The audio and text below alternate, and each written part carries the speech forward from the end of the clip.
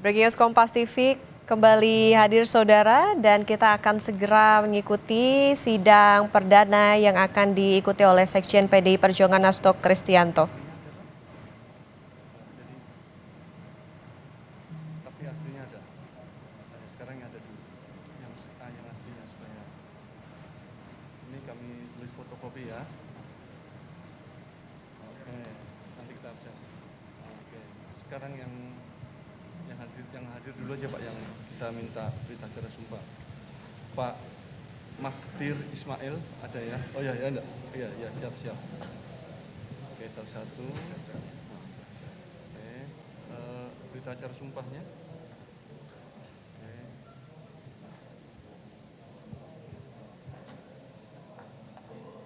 Pak Mahtir. Oke. Silakan Pak. Oke. Yang hadir ya. Kemudian Pak Roni. Oke. Oh, aslinya? Oke. Saya tulis fotokopi ya. Saya tulis fotokopi sini ya, belum ada aslinya. Yang aslinya belum ada, ini saya tulis fotokopi karena belum tunjukkan aslinya. Oke. Kemudian Pak Febri yang hadir aja nih. Siapa Pak Febri? Silakan. Ada asli dan fotokopinya. Mana? Tunjukkan fotokopi. Acara sumpah.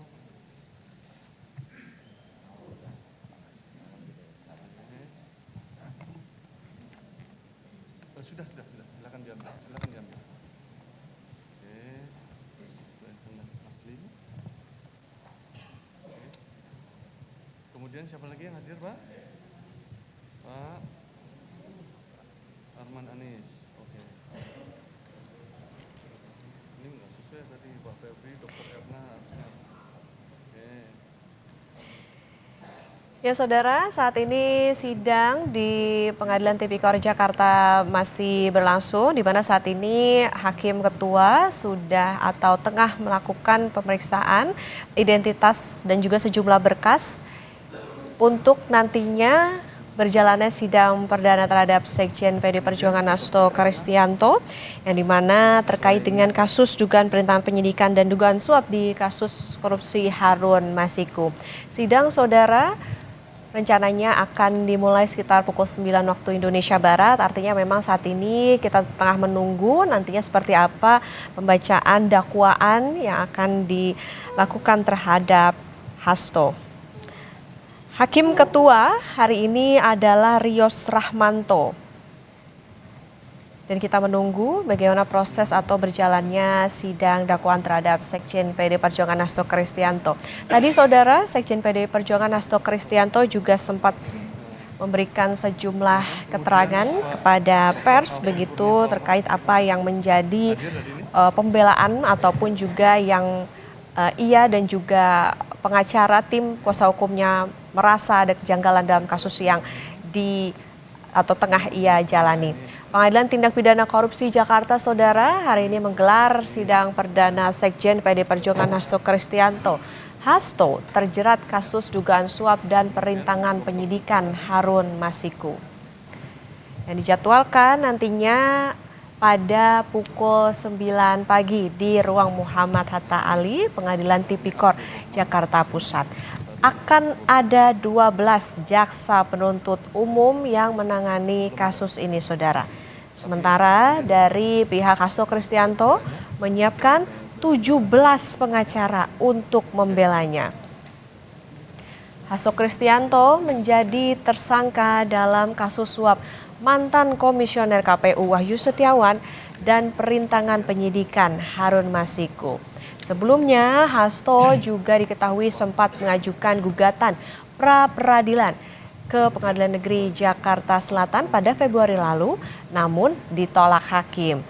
Hasto kemudian mengajukan permohonan pra-peradilan kembali untuk 2 permohonan pada 17 Februari lalu.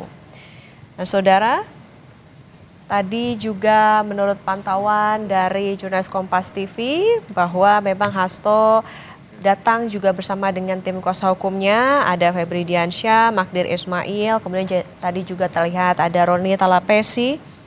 Nantinya siap untuk juga mengikuti sidang perdana atau dengan agenda sidang dakwaan hari ini di Pengadilan Tipikor Jakarta.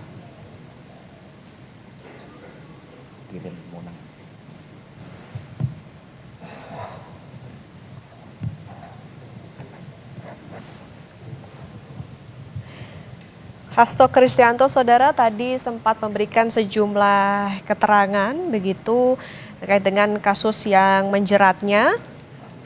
Seperti misalnya ia merasa bahwa kasusnya ini diduga merupakan atau menjadi produk yang dimanipulasi, kemudian juga sebagai bentuk abuse of power. Tetapi tentu bagaimana nanti pembuktiannya akan kita dengarkan saat di persidangan.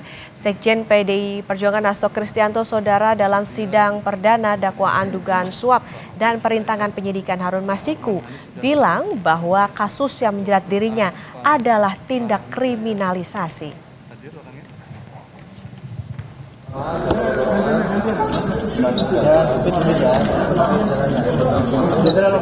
Terima kasih. Ini untuk yang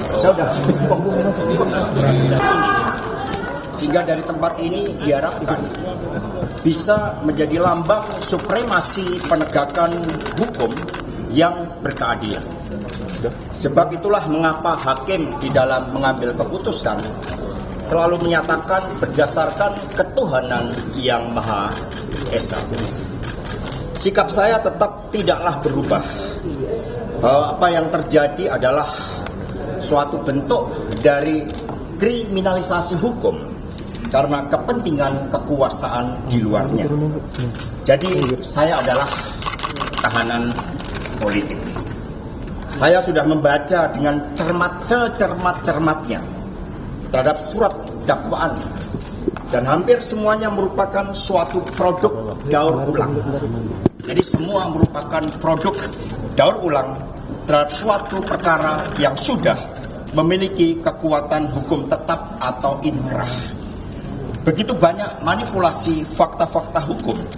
Setidaknya minimum ada 20 keterangan yang sengaja dibuat berbeda antara dakwaan dengan keterangan saksi dan putusan pengadilan yang sudah inkrah.